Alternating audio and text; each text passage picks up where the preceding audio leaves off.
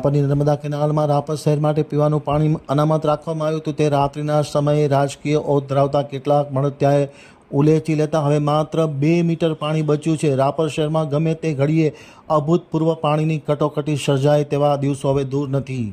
હવે જોઈએ રાપર આંતક ન્યૂઝ બ્યુરોનો એક વિસ્તૃત અહેવાલ.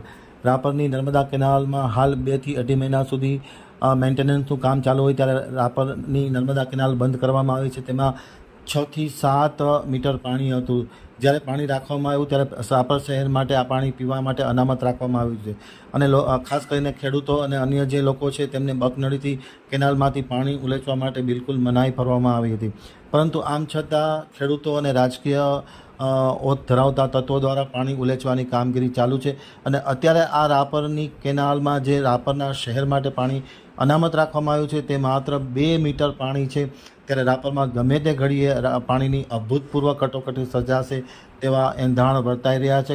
છેલ્લા 3 દિવસથી વહીવટીતંત્ર ખાસ કરીને નગરપાલિકા, પીજીવીસીએલ, પોલીસ અને અન્ય એજન્સીઓ જે કેનાલ પર બકનળી રાખીને પાણી ઉલેચવામાં આવે છે, ડીઝલ એન્જિન રાખીને પાણી ઉલેચવામાં આવે છે, ઇલેક્ટ્રિક મસ્ત મોટી મોટરો રાખીને પાણી ઉલેચવામાં આવે છે તે તમામ જપ્ત કરવાની કામગીરી છે. પરંતુ રાજકીય ઓથ ધરાવતા અને રાજકીય ગોડફાધરના મળતિયાઓ બેફામ પાણી ચોરી કરી રહ્યા છે.